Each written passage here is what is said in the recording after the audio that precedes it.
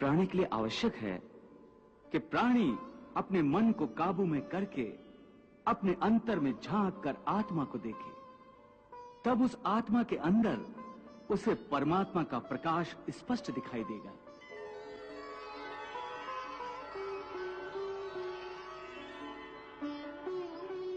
उसी को परमात्मा का साक्षात्कार कहते हैं।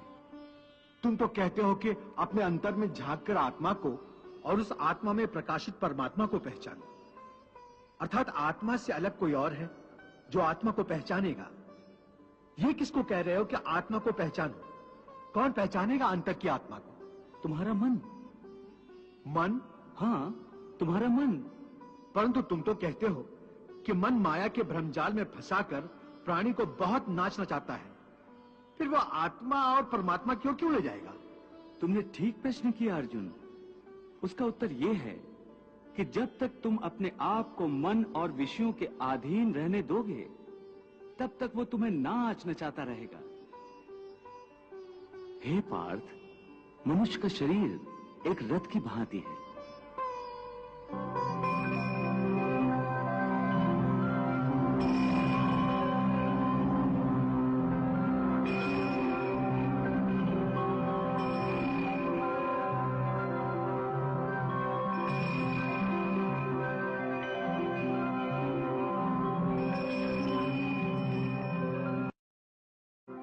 उस रथ के जो घोड़े हैं, उन्हें मनुष्य की इंद्रियां समझो।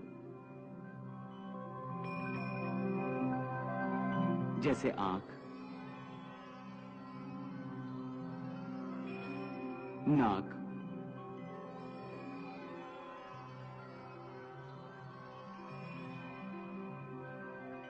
कान, मुख, जीवा आदि। उन इंद्रियों को, घोड़ों को जो सारथी चलाता है, वो सारथी ही मन है। और उस रथ में बैठा हुआ जो उस रथ का स्वामी है, वही आत्मा है।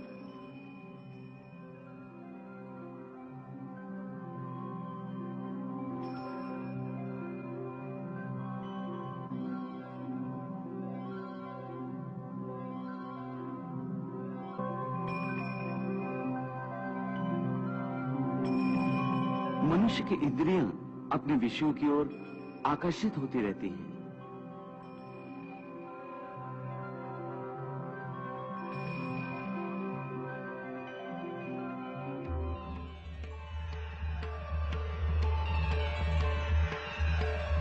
और उसका मन इंद्रियों को उनके विषयों की ओर ही दौड़ाता रहता है।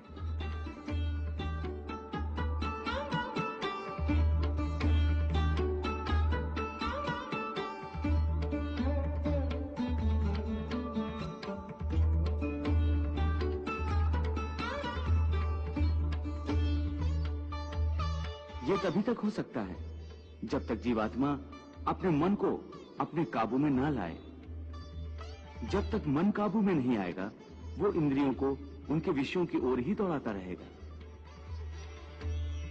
विषय उनको बुलाते हैं, इंद्रियां उनकी तरफ भागती हैं, और मन जीवात्मा की परवाह किए बगैर रथ को उस ओर लिए जाता है। परंतु जब तुम स्वयं मन के अधीन न रहकर मन को अपने अधीन कर लोगे, तो वही मन एक अच्छे सारथी की तरह तुम्हारे शरीर रूपी रथ को सीधे प्रभु के चरणों में ले जाएगा।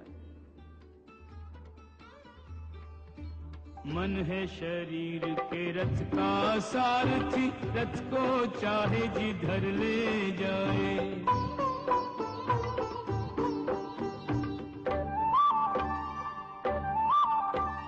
इंद्रियां हैं इस रथ के घोड़े, घोड़ों को विषयों की ओर भगाए। आत्मा और शरीर के मध्य में, आत्मा और शरीर के मध्य में ये मन अपने खेल दिखा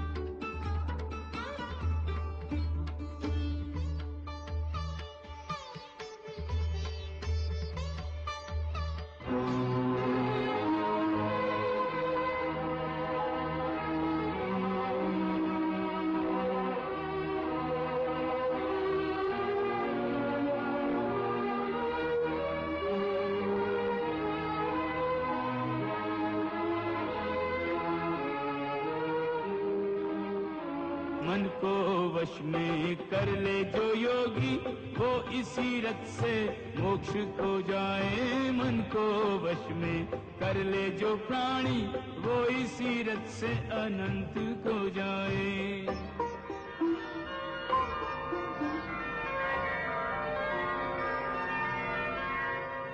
इसीलिए मैंने कहा था कि मनेव मनुष्यानाम कारण बंधन मोक्षेय, अर्थात यदि मन तुम्हारा स्वामी है और तुम उसके अधीन हो तो वो तुम्हें माया के बंधन में जकड़ता रहेगा, और जब तुम मन पर काबू पालोगे और उसके स्वामी हो जाओगे तो वही मन तुम्हें मोक्ष के द्वार तक ले जाएगा। हे मधुसूदन, ये कहना तो बहुत आसान है कि तुम मन पर काबू पालो, मन के स्वामी बन जाओ, परंतु यही तो सबसे दुष्कर कार्य है। हे केशव, मन तो वायु की तरह चंचल है। जिस प्रकार बहती हुई हवा पर काबू पाना असंभव है, इसी प्रकार इस चंचल मन को अपने अधीन करना अति दुष्कर काम है। हे अर्जुन, तुम्हारा यह कहना सत्य है कि मन अति चंचल है, उसे अपने वश में करना बहुत मुश्किल है। मुश्किल है जनार्दन, असंभव है। नहीं अर्जुन, मुश्किल अवश्य है परंतु असंभव नहीं है। तुम्हारा कहना है कि मन को वश में करने का कोई तरीका, कोई साधन भी है? अवश्य है। क्या है वो तरीका? असंशयम महाबाहो मनो दुर्निग्रहम चलम अभ्यासेन तु कौन्ते वैराग्येण च गृह्यते। अर्थात मन को वश में करने के लिए उस पर दो तलवारों से प्रहार करना पड़ता है। एक तलवार अभ्यास की है और दूसरी तलवार है वैराग्य की। अभ्यास और वैराग्य? हाँ, अभ्यास और वैराग्य। देखो अर्जुन, अभ्यास का अर्थ है निरंतर अभ्यास। मन को एक काम पर लगा दो, वो वहां से भागेगा, उसे पकड़ कर लाओ, वो फिर भागेगा, उसे फिर पकड़ो। ऐसा बार बार करना पड़ेगा। जैसे घोड़े का नवजात शिशु एक क्षण के लिए भी स्थिर नहीं रहता, क्षण क्षण में इधर उधर फुदकता रहता है।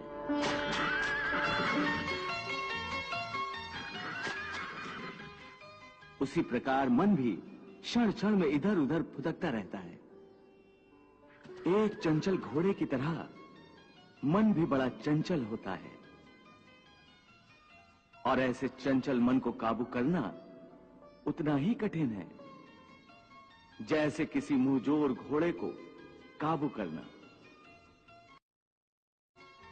ऐसे घोड़े को काबू करने के लिए सवार जितना जोर लगाता है, घोड़ा उतना ही विरोध करता है और बार बार सवार को ही गिरा देता है।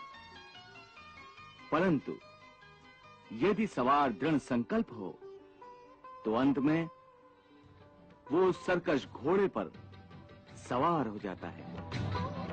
बस फिर वही घोड़ा सवार के इशारे पर चलता है।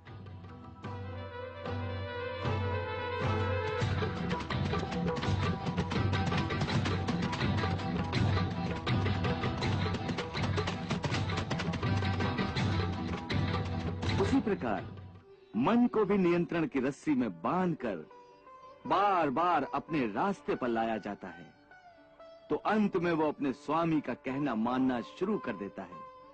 इसी को कहते हैं अभ्यास की तलवार चलाना। जब अभ्यास की तलवार से ही मन ठीक रास्ते पर आ जाए, फिर वो दूसरी वैराग्य की तलवार की क्या आवश्यकता है? उसकी आवश्यकता इसलिए है कि एक बार ठीक रास्ते पर आ जाने के बाद मन फिर से उल्टे रास्ते पर न चला जाए, क्योंकि उल्टे रास्ते पर इंद्रियों के विषय उसे सदा ही आकर्षित करते रहेंगे।